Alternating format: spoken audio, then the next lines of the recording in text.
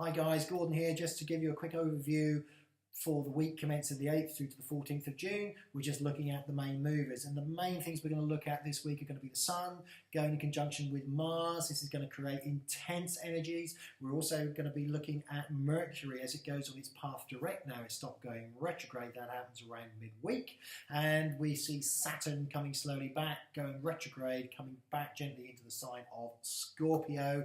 But the main thing is we get towards the end of the week, the Sun and Mars getting very, very close together. So intense energy at the same time that Neptune starts to go backwards. We could see some stories breaking very much in the press of everything is not as it seems. Stay tuned, see what it means for you as an individual, for your star sign. Hello, greetings, my name is Gordon and this is the astrology for you lovely Cancerians, that's sun sign Cancer and rising sign Cancerians, for the week commencing the 8th through to the 14th of June. Now, Cancerians, you've had a lot going on, as we're all very aware. This week sees the Sun energizing and Mars really, energizing two planets. And this really is a bit of a building week for you. Now, if we look at Jupiter, where does Jupiter lay? Jupiter lays in your second house. This is the house of money, and it's in there with Leo. So this is a time necessarily for you, Cancerians. Once again, certainly around the work scenario, look at the expansion, look at where you want to be going. Now, when we look at Mercury towards the midweek starts to go direct. Now, this has been quite an intensive time for you, Cancers, where you've been thinking about things. You've had a lot of things on the back burner, working over in your mind. Where am I going to go? How am I going to be doing this? And Mercury, this retrograde for you, has been trying to formulate plans for long-term growth. Now, when we look, Mercury goes retrograde an awful lot. It goes roughly three times a year. Now, what we need to do is to look at where it is within your chart.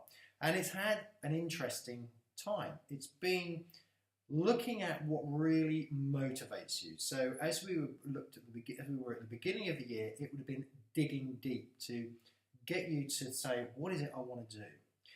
As we've looked at this Mercury retrograde for you, it's taken place in your 12th house, so it's all to do with the subconscious. It's to do with the things that you've been keeping hidden. And this has the effect of driving you to be more resolute. Now, we're coming out of this Mercury retrograde, it's moving on, so it's been a bit of a thinking time for you.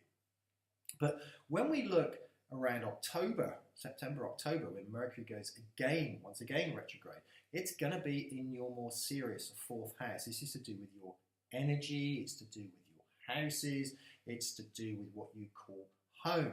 Most importantly, it's going to be in your own house, your fourth house. Cancer rules the fourth house. So when you get the Mercury retrograde down there, it's going to cause and call for action. Now, as we go through this week, you should come away from this week and the next, and so on, the next couple of weeks, really focusing and realizing what it is that you wish to do. Now, it's particularly fortuitous for you at this particular moment in time around the money front.